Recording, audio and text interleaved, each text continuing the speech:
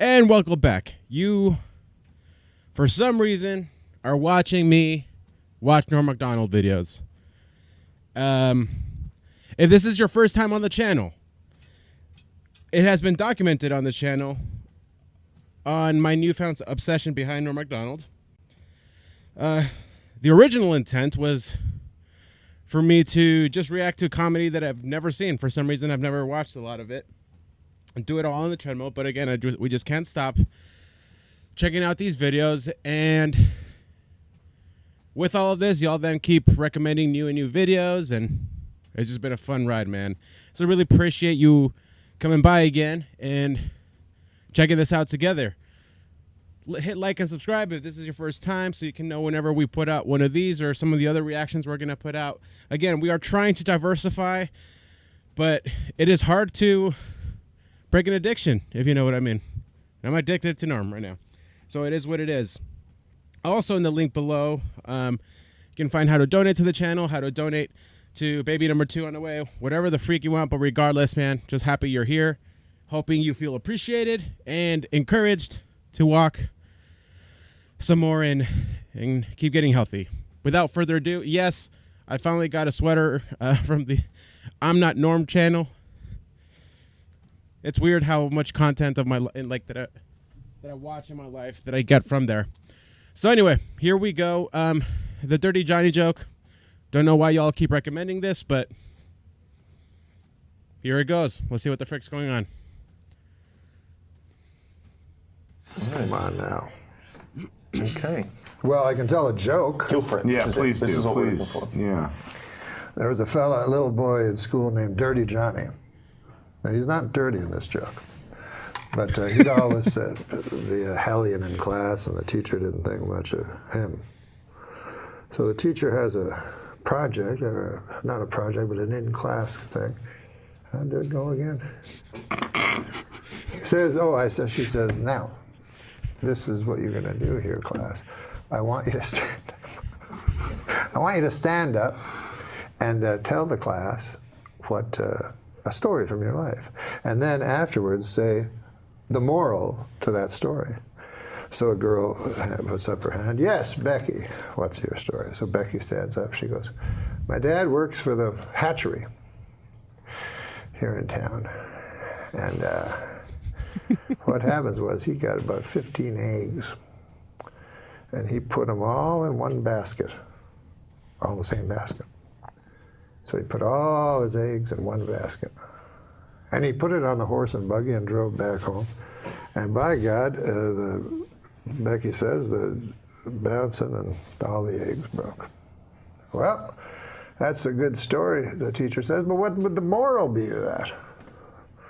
Becky says, well, the moral is, don't put all your eggs into one basket. Okay. But goddamn, says the teacher, that's a good one. Anybody else? Marjorie puts up her hand. Marjorie, what's your story? She says, well, my dad works for the hatchery, as all of us. Thank God for the hatchery. She says that we'd all be lost.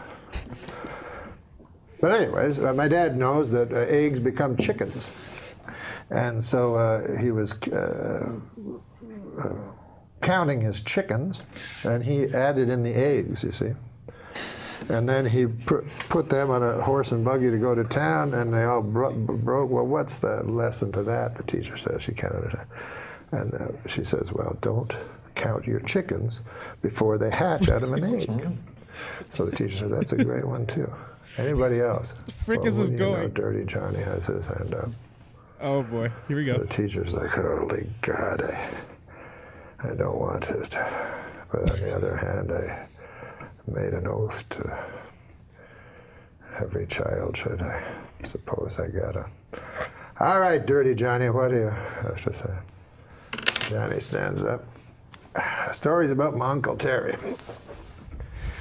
He never worked at the hatchery on account he was in Vietnam, and he got disability. He don't even like people who work at the hatchery. But the story happened far from these shores, in a little town called Da Nang. Terry was not well liked. His whole troop left him, abandoned.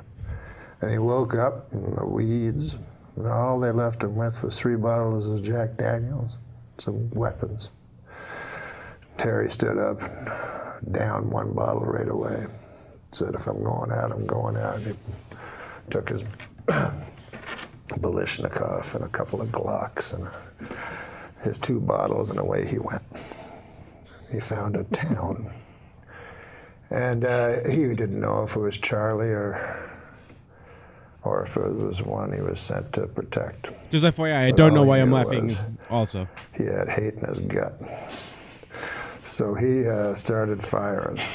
Oh boy. And he fired the Kalashnikov with an arcing kind of, like a farmer would with hay, with a scythe. And sure enough, the men fell like hay before him. And then the women, and by God, I'm ashamed to say it, but then the children. Oh boy. And finally, all was left was Uncle Terry standing in the mud and the blood and the glory.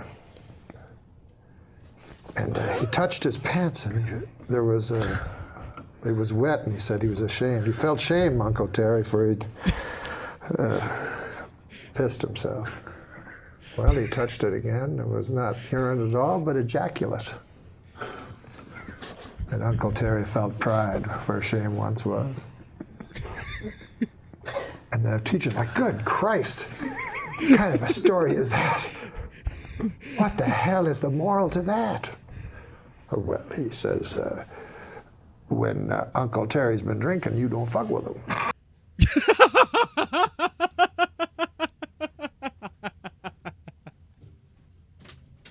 Yeah. Woo. It's hard to laugh when you're kind of out of breath like that. Okay. So, what did we learn from that? One, babe, if you're watching this, sorry for saying this, and my kids, same to you. But there is something very funny about the word ejaculate. 2, wow, is Norm Macdonald a good storyteller? 3, telling a good story like that, it's a good skill to develop. And 4, just what we all already know. Norm Macdonald is a genius. Okay, well, that's incredible. Great story. Great joke. Thank you for recommending it.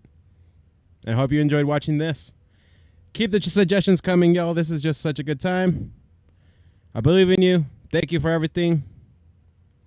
It's going to be connected one way or the other. Keep it real.